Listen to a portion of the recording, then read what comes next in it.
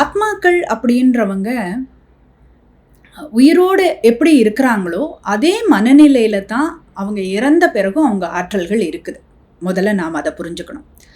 ஒருத்தர் வாழ்கிற காலத்தில் என்னது இது, ஒருத்தர் ஆசையாக வீடு கட்டுறாங்கன்னு வச்சுக்கோங்க. ரொம்ப இது என்னுடைய வீடு, இது இப்படி கட்டணும் அப்படி கட்டணும்னு ரொம்ப ஆசையாக கட்டுறாங்க. அவங்க போதிய காலம் அங்கே வாழ்கிறாங்க. அதுக்கப்புறம் ஏதோ ஒரு காரணத்தினால அவங்க இறந்துடுறாங்க. அப்படின்னும் போது அந்த வீட்டின் மீது அவங்களுக்கு இருக்கிற பற்று அந்த இறப்பின் காரணமாக மாறிடுமா அப்படின்னா மாறாது. அது எப்படி மாறும்? வாழ்ந்த காலத்தில் அவங்களுக்கு அந்த வீட்டின் மீது இருந்த பற்று அப்படியே தான் இருக்கும். அது அப்படி இருக்கும்போது அந்த வீட்டில் அவங்க இருக்கிறத அவங்க விரும்புவாங்க பல காலத்திற்கு. ஆனால் அவங்க நிறைய நேரங்களில் அந்த மரணத்தையே கூட உணராதவங்களாக இருப்பாங்க. அவங்க நமக்கு கண்ணுக்கு தெரியல அப்படின்றதுனால மட்டுமே அவங்க இல்லைன்னு ஆயிடாது.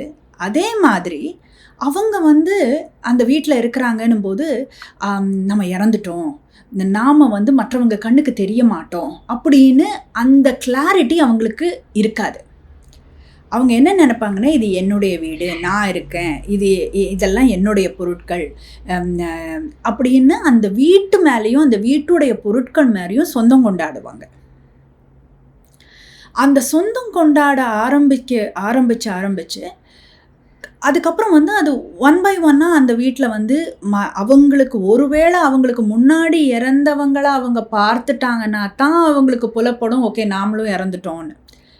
இதே அவங்க அப்பா, தாத்தா, பாட்டி யாரையாவது ஒருத்தரை அவங்க இறந்ததுக்கப்புறம் பார்த்துட்டாங்கன்னா, ஐயோ இவங்க இறந்துட்டாங்களே அப்படின்ற தெளிவு அப்படின்னா ஐயோ நானும் இறந்துட்டேனா அப்படின்னு அப்போ தான் இந்த காந்தி செத்துட்டாரா அப்படின்ற மாதிரி ஒரு எண்ணம் தோணும். அது வரைக்கும் நமக்கு தோன்றதில்லை. அவங்களுக்கு அது ஸோ அந்த ஒரு ஃபீலிங்கில் அவங்க அந்த ஆத்மா அந்த மனநிலையிலேயே அங்கேயே இருக்கிறாங்க. அப்புறம் அடுத்தவங்க அந்த வீட்டுக்கு வரும்போது அவங்க புரிஞ்சுக்கிறாங்க, ஒரு காலகட்டங்களில் நான் இறந்துட்டேன், இது என்னுடைய வீடில் யாரோ ஒருத்தங்க இருக்கிறாங்க அப்படின்னும்போது அது அவங்களுக்கு கோபத்தை கொடுக்கலாம். என்னுடையது, நான் I don't want to share அப்படின்னு.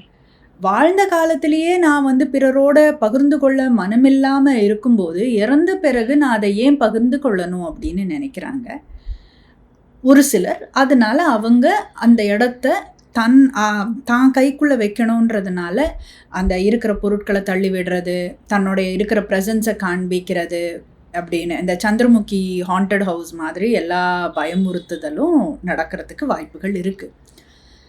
ஒரு சிலர் ஆத்மாக்கள் என்ன பண்ணுறாங்க அப்படின்னா, அங்கே இருக்கிறவங்கள அவங்க ஏதோ ஒரு மூலமாக ஆத்மாக்கள் தனியாக யாருமே இல்லாமல் ஒரு வீட்டில் ஆத்மாக்கள் மட்டுமே இருந்துக்கிட்டு இருக்கிறாங்கன்னா, அது ஹாண்டட், ஆனால் அந்த இடத்துல யாருமே இல்லை அப்படின்னா அவங்களால தன்னை பிரதிபலிக்க கூட முடியாது. இஃப் யூ சி, இப்போது அங்கே இருக்கிற பொருட்களே அவங்க டமால்னு ஏதோ போட்டு அவங்களுடைய ஆற்றல்களை வச்சு தள்ளி விடுறாங்க, ஏதோ ஒன்று பண்ணுறாங்க அப்படின்னா அங்கே யாருமே இல்லைன்னா அதனால் என்ன பெரிய விளைவு வருது? அவங்க யாருக்கு காண்பிக்கணும்னு நினைக்கிறாங்க? என்ன பண்ணுறாங்க? ஒன்றுமே இல்லை. ஸோ சம்டைம்ஸ் நான் யோசிக்கும் போது என்ன நினைப்பேன்னா, மனிதர்கள் இருக்கிற இடத்துல தான் ஆத்மாக்கள் தன்னை இருக்கிறாங்கன்னு காமிச்சிக்கிறாங்களே தவிர ஆத்மாக்கள் இருக்கிறதுனாலேயே அவங்க தன்னை காமிச்சிக்கிறது இல்லை. ஸோ நிறைய இடத்துல ஆத்மாக்கள் இருக்காங்க, எல்லா இடத்துலையும் அவங்க காமிச்சிக்கிட்டா இருக்கிறாங்க இல்லை.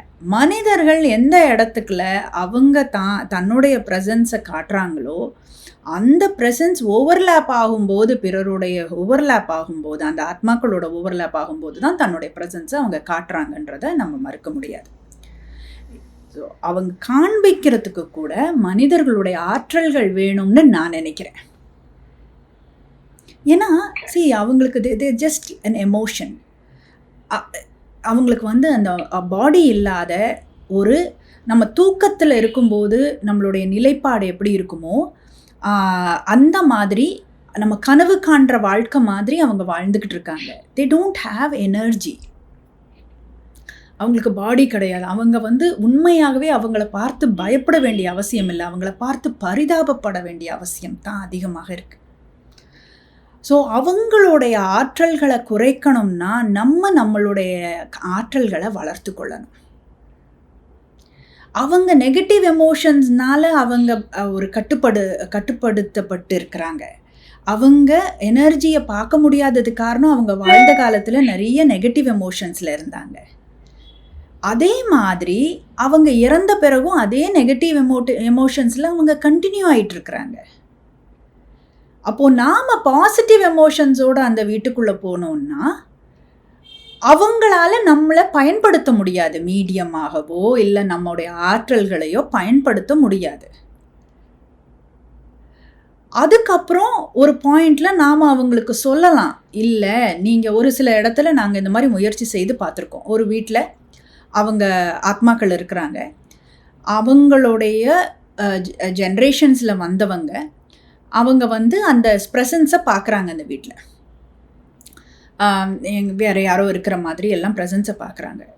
இந்த ப்ரெசன்ஸை பார்க்குற ஆரம்பிக்குது. சம்டைம்ஸ் இவங்க கீழே உட்காந்துட்டு இருப்பாங்க. இதே மாதிரி சந்திரமுகி மர மாதிரி மேலே பாத்திரம் ஊருள்ற சத்தம் கேட்கும். ஒரு பர்டிகுலரான ஒரு பொருள் கீழே விழுந்துக்கிட்டே இருக்கும். அது ஒரு இடத்துல அவங்க அந்த அந்த அந்த காலத்தில் அந்த மான் சிலை அந்த மாதிரி ஏதாவது மான் கொம்பு அந்த மாதிரி ஏதாவது வச்சுருக்காங்கன்னா கீழே விழும். இல்லை ஒரு பர்டிகுலரான ஒரு வாஸோ ஏதோ ஒன்று வச்சுருக்குறாங்கன்னா அது கீழே விழும். இந்த மாதிரி ஏதாவது ஒன்று ஒரு பர்டிகுலர் பொருள் விழுந்துக்கிட்டே இருக்கும். அவங்க தன்னுடைய ப்ரெசன்ஸை அவங்க காட்டிக்கிட்டே இருப்பாங்க. பொசிஷனை மாற்றி இந்த இடத்துல இருந்தால் தானே அது சத்தம் வருதுன்னு இன்னொரு இடத்துல மாற்றி வச்சா அந்த இடத்துலையும் அந்த பொருள் தான் வரும். சரி, இது இதுக்கு பேஸ் ஏதோ சரியில்லைன்னு பேஸை சரி பண்ணி வச்சா திருப்பியும் விழும். நல்லா இருந்தது தானே இப்போ பண்ணிட்டு வந்தோம், ஏன் இப்படி விழுதுன்னு நம்மளால் சொல்ல தெரியாது. ஸோ மாறி மாறி அவங்க தன்னுடைய ப்ரெசன்ஸை காமிச்சிக்கிட்டே இருந்தாங்க. அப்போது ஐயாவுடைய அருளாற்றல்னால அவர் என்ன சொன்னார்னா, நீங்கள் அவங்கக்கிட்ட பேசுங்க இரவு அப்படின்னாரு.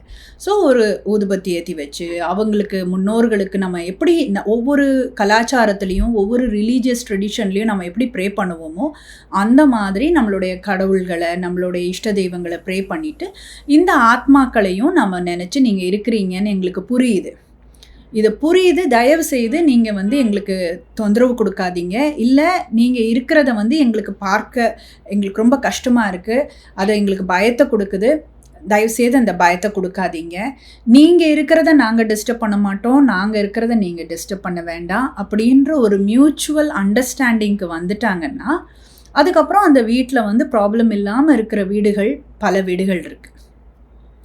ஸோ ஒரு ஹாண்டட் ஹவுஸையும் ஹாண்டட் இல்லாமல் பண்ண முடியும். அதுக்கு பெரிய பூஜைகள் பண்ணி அந்த மாதிரி அவங்கள கஷ்டப்படுத்தி அனுப்பி அந்த மாதிரி எல்லாம் எதுவும் தேவையில்லை. நாமும் அவங்களுக்காக கஷ்டப்பட வேண்டிய அவசியம் இல்லை.